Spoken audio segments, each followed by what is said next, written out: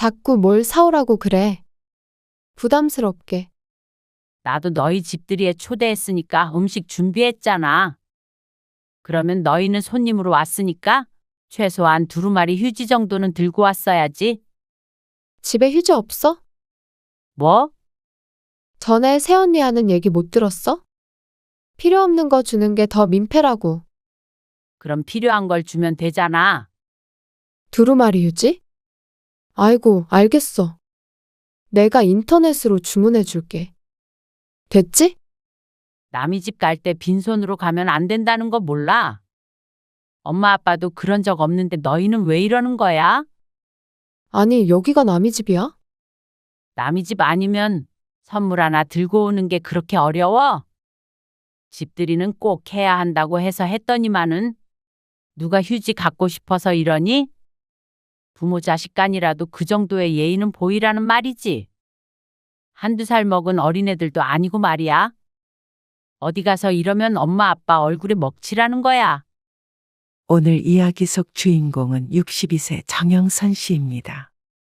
그리고 그녀의 자식들에 관한 이야기입니다.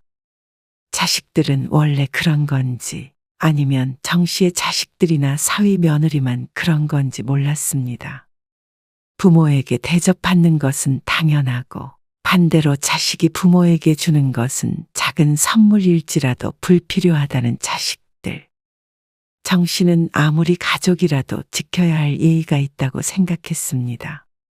명절에 정 씨의 집에 방문할 때 병문 안에 그리고 집들이에 빈손으로 오는 자식들에게 한마디를 했더니 남도 아니고 가족끼리 돈 아깝게 선물이 뭐가 중요하냐는 말에 정 씨는 동의하지 못했습니다.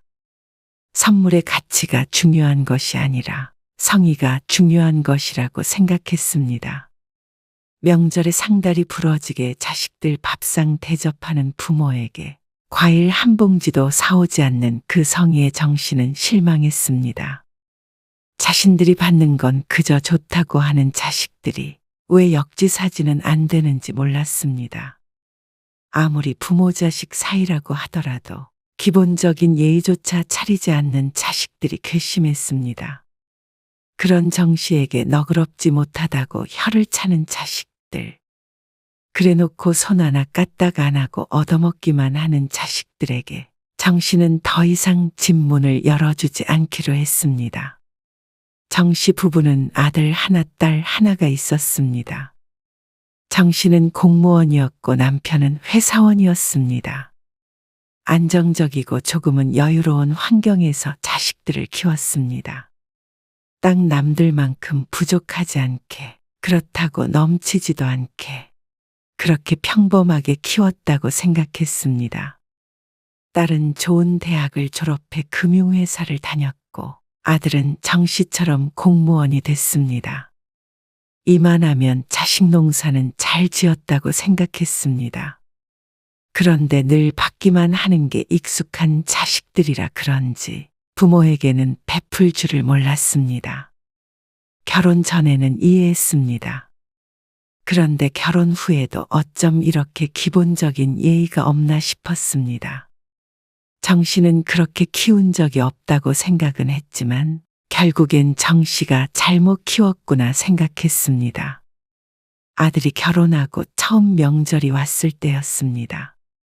6년 전쯤 전의 이야기였습니다. 이 정도면 음식 충분하겠어? 넘치지. 어제 전복 살 때 낙지 같은 거라도 좀 사올 걸 그랬나? 웬 낙지? 그냥 몸에 좋잖아. 그러다가 정말 상다리 부러지겠어. 새 식구와 함께 맞는 첫 명절이다 보니 특별히 신경을 많이 썼습니다. 차례도 안 지내는데 밥상 차리는 장을 보는 데만 수십이 들었습니다.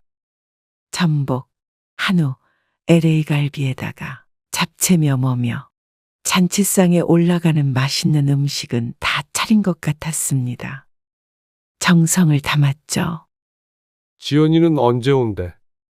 아까 출발했대. 아이고, 지 오빠네보다 늦겠네. 혼자 사는 애가 뭘 그리 꿈을 대. 직장 다니며 자취를 하고 있는 딸도 모처럼 다 같이 모이는 날이었습니다. 명절 전날 저녁 밥상을 차리고 자식들을 기다리는 마음이 설레었습니다. 그리고 얼마 안 있어서 아들 부부가 먼저 도착했습니다. 어서 와. 차 안 막혔지? 가까운데요. 안녕하셨어요. 그래. 잘 지냈어? 현관 앞에서 인사를 주고받았습니다. 하룻밤 묵고 갈 것이라 그런지 아들과 며느리의 손에는 각자 짐이 들려 있었습니다. 그 중에 아들의 손에 들린 쇼핑백에 눈이 갔습니다. 건강식품 로고가 그려진 가방이었습니다. 아유, 뭘 이런 걸 또 사왔어. 남편도 받는지 받아들기 위해서 아들을 향해 손을 내밀었습니다. 그런데 아들이 그 손길을 피해 쇼핑백을 뒤로 휙 빼며 말했습니다. 아, 산 거 아니고 이따가 갈아입을 옷 챙겨온 건데요. 그러면서 고개를 갸웃거리며 신발을 벗고 들어왔습니다. 허공에 멈춘 손이 민망해진 남편이 헛기침을 했습니다. 그 모습을 보고 있던 정 씨도 괜히 귀가 빨개지는 기분이었습니다. 아들 며느리는 아무렇지도 않게 들어왔습니다. 그리고 아들이 오면 쓰던 작은 방에다가 자신들의 짐을 내려놓고 나왔습니다. 빈손으로 말이죠. 정 씨는 내심 섭섭했습니다.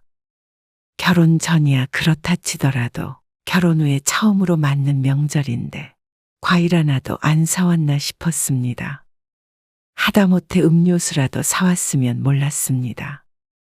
정 씨도 시집을 가든 친정을 가든 빈손으로 간 적이 없었는데 아들이 달랑 자기들 짐가방만 들고 온 걸 보니 당황스러웠습니다. 선물을 받고 싶어서가 아니라 그게 예의가 아닌가 싶었습니다. 뭐 많이 차리셨네요. 아, 응. 배고프지? 네. 엄청 배고파요. 아들과 며느리는 입맛을 다시며 밥상 앞에 앉았습니다. 지연이도 곧 도착한대. 잠깐만 앉아 있어. 상 좀 덜 차렸거든. 여기서 더요? 정 씨는 부엌으로 들어왔습니다. 그리고 분주하게 국을 데우고 김치를 썰었습니다. 뒤따라 들어오는 사람은 남편밖에 없었습니다. 숟가락 놓을게. 국을 쟁반에 받쳐 들고 나가자 아들과 며느리가 웃으며 대화를 나누고 있었습니다. 그리고 얼마 안 있어서 딸이 도착했습니다. 왔니? 오빠는 벌써 왔네. 네가 늦은 거야. 딸은 아들보다 더했습니다. 짐가방조차 없이 휴대폰만 덜렁 들고 온 모습에 정 씨가 물었습니다. 너는 옷 같은 것도 안 가지고 왔어? 엄마 거 빌리면 되지. 아들 며느리에게 서운하니 딸에게도 비슷한 감정이 들었습니다. 편히 오고 갔던 집이지만 그래도 명절인데 뭐 하나 챙겨오는 사람이 없나 싶었습니다. 그렇다고 음식 준비를 도와주는 것도 아니고 말이죠.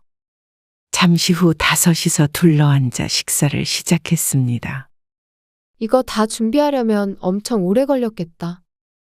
그럼. 어제부터 엄마 엄청 바빴다. 집에 갈 때 싸가야지. 식사 후에 치우려는데 정 씨 부부만 자리에서 일어나 상을 옮겼고 젊은이 셋은 이야기를 나누느라 바빠 보였습니다. 원래는 다 같이 먹고 다 같이 치우는 분위기였지만 세 식구가 처음 들어온 것이니 이해하자 싶었습니다. 먹은 것을 정리한 뒤에 둘러앉아 얘기를 하다가 정 씨가 아들에게 말했습니다. 내일 너 처가에 갈 때 뭐라도 사가야 해.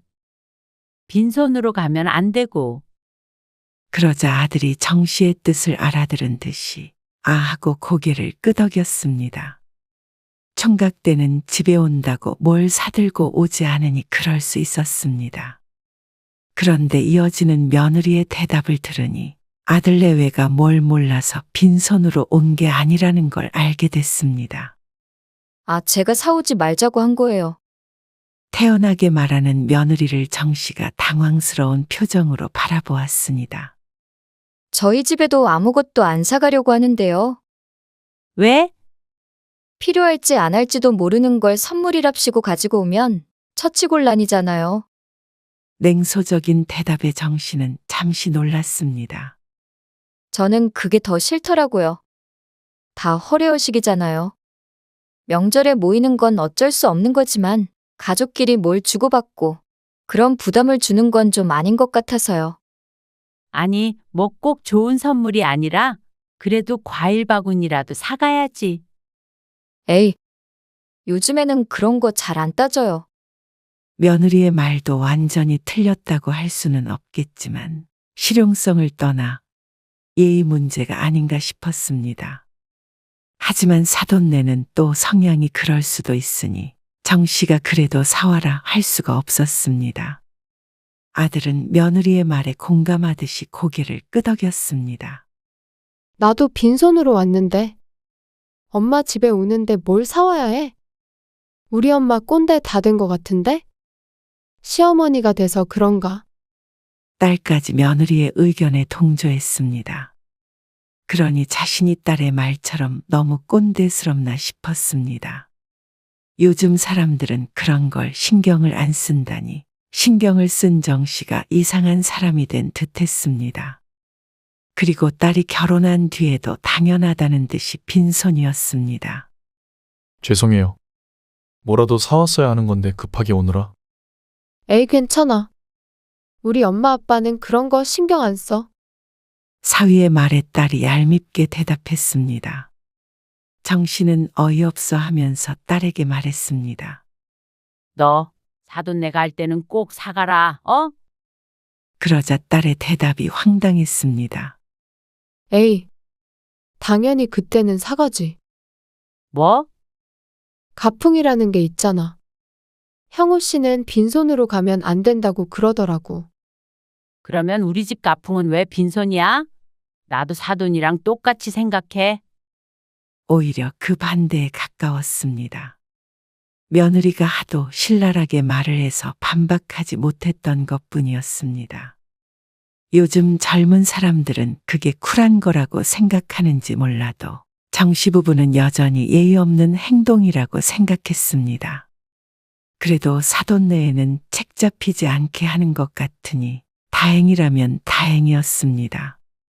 결론은 정씨만 서운해하지 않으면 되는 문제였죠. 하지만 아무리 부모라고 항상 자식들을 이해만 하고 살 수는 없었습니다. 내 자식들이지만 참 서운하게 한다 싶을 때가 많았습니다. 특히나 명절이면 늘 느끼는 감정이었습니다. 그런데 살다 병문 안에 오면서까지 음료수 한 병을 안 사올 수가 있나 싶었습니다. 몸은 좀 어떠세요? 많이 괜찮아졌어. 갑자기 입원하셔서 놀랐어요. 큰일은 아닌데 뭐. 정 씨는 어쩐지 비어있는 손에 눈길이 갔습니다. 한번 그걸 서운하다고 생각하니 이제는 얘들이 뭘 갖고 오나 안 갖고 오나 그것만 보게 되는 것 같았습니다. 아들의 손이 양복 안쪽 주머니로 들어갔습니다. 그래도 병문안 온다고 봉투라도 가지고 왔나 싶었습니다. 그 찰나의 순간 그런 생각을 했습니다. 그런데 아들의 손은 봉투 대신에 휴대폰을 꺼냈습니다. 잠깐만요. 전화 와서요. 그리고는 나갔고 며느리도 멀뚱멀뚱 옆에 서 있기만 했습니다. 명절은 그렇다 쳐도 병문안까지 그럴 줄은 몰랐습니다. 하지만 여기서 또 그런 말을 했다가는 자식에게 돈바라는 부모 취급을 당할까봐 가만히 있었습니다. 그리고 자꾸만 이런 생각을 하는 스스로에게도 기분이 좋지 않았고 그렇게 만든 자식들에게도 화가 났습니다.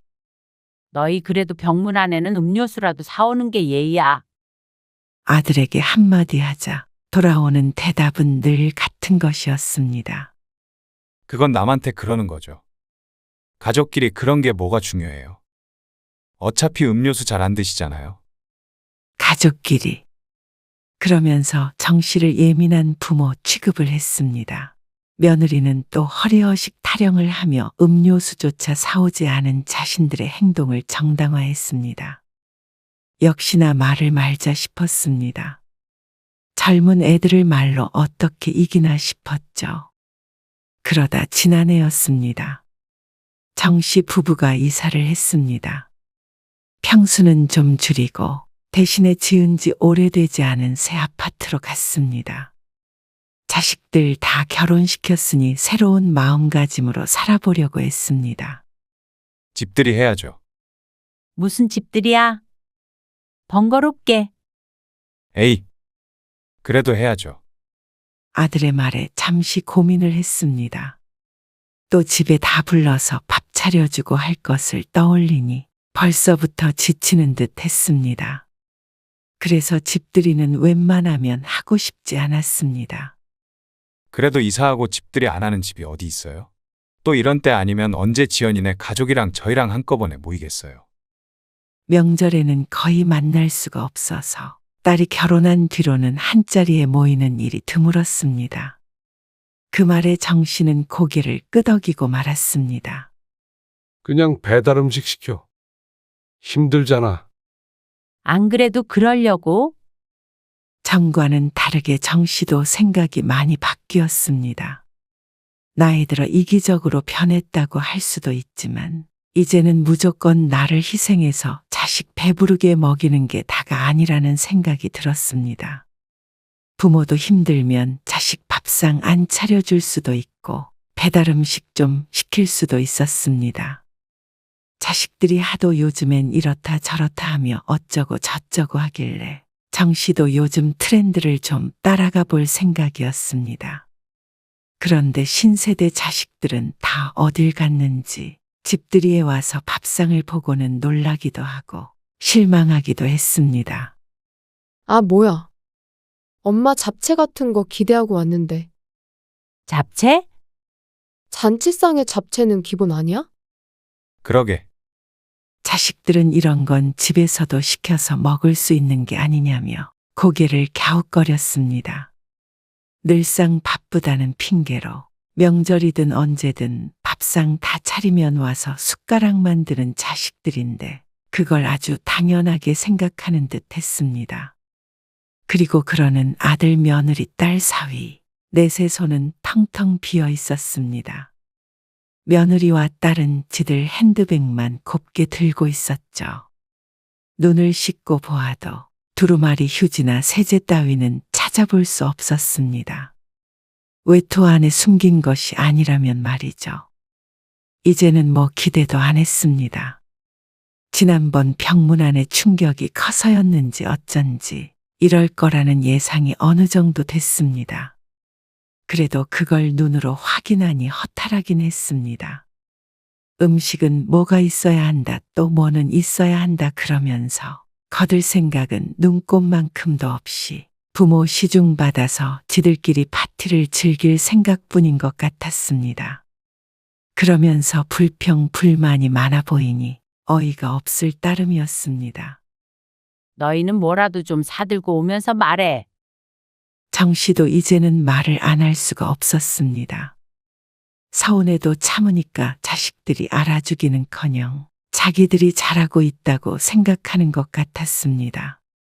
처음부터 꼰대 소리를 듣더라도 잔소리를 퍼부어줬어야 했던 건데 정 씨가 생각을 잘못했습니다. 가족이라고 뭐든지 용인되는 게 아니었습니다. 안에서 새는 바가지 밖에서도 샌다고 어디 가서 내 자식들이 이럴 수도 있다고 생각하자 눈앞이 아찔했습니다.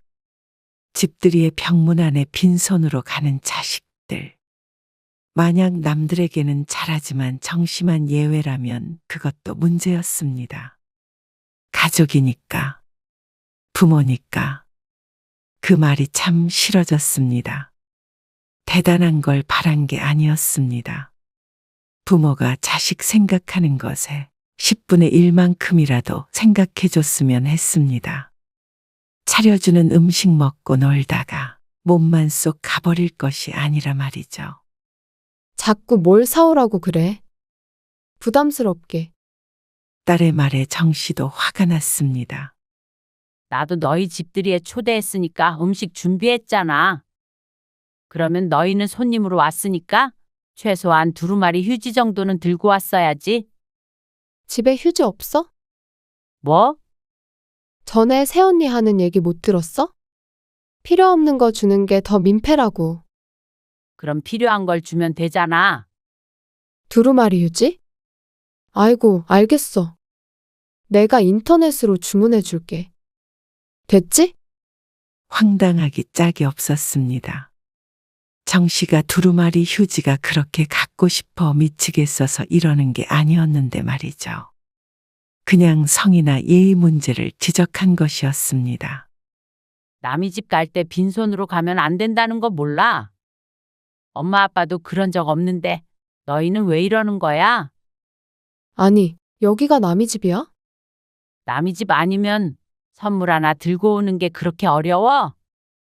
집들이는 꼭 해야 한다고 해서 했더니만은 누가 휴지 갖고 싶어서 이러니? 부모 자식 간이라도 그 정도의 예의는 보이라는 말이지. 한두 살 먹은 어린애들도 아니고 말이야. 어디 가서 이러면 엄마 아빠 얼굴에 먹칠하는 거야. 정 씨의 말에 자식들은 벙찐 표정이었습니다. 왜 이런 걸로 엄마가 화를 내는지 모르겠다는 얼굴이었죠. 아, 알겠어요. 진상 손님을 대하는 듯한 아들의 말투에 참나 소리가 절로 나왔습니다. 추잡스러워서 이런 말 하고 싶지 않았는데 꼭 말을 하게 만들었습니다. 남편이 눈짓으로 정 씨를 말렸습니다. 그래도 오랜만에 모인 자식들인데 분위기가 삭막해지는 걸 원치 않는 눈치였습니다. 그건 정 씨도 마찬가지였습니다. 하지만 이렇게 하지 않으면 앞으로도 수십 년간 내 속만 상할 것 같았습니다. 정 씨 부부가 자식들을 잘못 가르친 거라면 다시 잘 가르쳐야 한다는 생각이었습니다. 그런데 충분히 알아들었을 거라고 생각했지만 그게 아닌 모양이었습니다. 늦게까지 술을 마시고 노는 자식들 때문에 정 씨 부부는 12시쯤 먼저 잠자리에 들었습니다. 먼저 잘 테니까 먹고 대충 정리해. 알겠어요. 그런데 한두 시간쯤 잤는지 모르겠지만 설핏 잠에서 깼습니다. 그리고 거실로 나가려다가 아들, 딸 목소리가 들려서 발걸음을 멈췄습니다. 나이 들면 다 이렇게 되나 봐. 그러게 말이에요. 어머님이 요즘 예민하긴 하신 것 같죠? 갱년기인가? 별말 없다가 왜 갑자기 이러는지 모르겠네. 진짜 갱년기인가 보다. 그니까 안 하던 행동을 하지. 갑자기 웬 선물 타령인지 모르겠어. 그게 다 허례허식인데요. 맞아요. 남한테 예의 차리는 것도 피곤한데 집에 와서까지 그래야 하나? 우리 엄마 신세된 줄 알았는데 알고 보니까 아니네. 그러면서 한참을 정 씨에 대해서 이러쿵 저러쿵 얘기했습니다. 나중에는 거의 노망난 할머니 취급이라도 하는 듯해서 어이가 없었습니다. 농담을 섞어서 한 얘기였지만 그런 말을 하는 사람도 그걸 듣고 웃는 사람도 다 똑같은 놈들이었습니다. 그래서 정 씨도 자식들이 원하는 대로 해주기로 했습니다. 가족끼리 예의 차리지 않고 허리허식 없이 편하게 말이죠. 부모 사이는 원래 그런 거라면 정 씨도 못할 것 없었습니다. 다음 명절이 되었을 때 정 씨는 아무것도 하지 않았습니다. 명절만 되면 몸살이 나는 게 차례를 지내서가 아니라 자식들 밥 차리고 치우고 하는 걸 몇 번씩이나 반복해서였는데 이제 그걸 때려치우기로 했습니다. 그러자 처음으로 보는 광경에 아들 며느리가 당황했습니다. 저희 저녁 안 먹어요? 배고파? 고프죠? 아들이 두리번거리며 물었습니다. 아무리 보아도 음식을 한 흔적이 보이지 않으니 황당한 모양이었습니다. 아이고, 뭘 차려야 되나? 반찬거리가 없는데. 장 안 보셨어요? 장? 안 봤지? 그냥 집에 있는 걸로 대충 먹으려고 했는데 왜? 집에 있는 걸로 대충이요? 그래. 어차피 누가 오는 것도 아니고 가족끼리 있는 건데 뭘 번거롭게 음식을 따로 해. 아니, 그래도 저희 왔는데. 며느리도 어리둥절한 표정이었습니다. 아들 며느리가 왔는데 대접을 안 해주느냐는 식이었습니다. 대접? 에이, 무슨 가족끼리? 아니, 그래도 손님인데. 자식들이 입버릇처럼 말했던 가족끼리가 정 씨의 입에서 나오니 이제는 자신들이 손님이라는 말에 실소를 했습니다. 이게 우리 집 가풍이잖아. 허례허식 없고 며느리를 보며 말하자 인상이 찌푸려졌습니다. 자기들 편할 때만 허례허식을 없애고 싶은 모양이었습니다. 자 먹자. 평소 정씨 부부가 먹는 것처럼 단출한 저녁상을 차렸습니다. 그러자 아들 며느리가 숟가락을 느릿느릿 들었습니다. 어쨌거나 밥은 차려줬으니 뭐라고 하진 못하고 하지만 기분은 나쁜 그런 상태인 모양이었습니다. 남편도 정씨의 행동에 아무 말 않고 태연하게 밥을 먹었습니다. 그리고 밥을 다 먹고는 일어나며 말했습니다. 설거지는 너희 둘이 해. 네? 안 먹은 건 자기가 치워야지. 그게 우리 집 가풍이야. 그 말에 아들 며느리가 주춤주춤 일어났습니다. 자식들 고생 안 시키고 불편하게 안 한다고 뭐든 정씨 부부가 알아서 하니 받는 것에만 익숙해진 자식들이었습니다. 애초에 정씨 부부의 잘못이었죠. 아들과 며느리는 다음날 아침에도 저녁상과 아주 똑같은 반찬으로 밥을 먹고는 일찍 일어났습니다. 둘 다 표정이 좋지 않았습니다. 그리고 딸과 사위가 왔을 때도 한치도 다르지 않게 대했습니다. 반응도 한결같았죠. 아, 차라리 뭐 시켜 먹어. 아무것도 준비해 놓지 않은 것에 딸은 불만이 많아 보였습니다. 휴대폰을 켜서 배달 음식을 뒤적거리더니 갑자기 정 씨에게 따지며 말했습니다. 아니, 엄마. 아무리 그래도 손님이 왔으면 뭐라도 해줘야 하는 거 아니야? 박서방이 뭐라고 생각하겠어. 박서방이 왜? 박서방. 뭐 문제 있어? 아닙니다. 장모님, 우리가 남도 아닌데 뭘 그런 거 따져? 내가 시집에 가서 이런 대접 받았으면 좋겠어?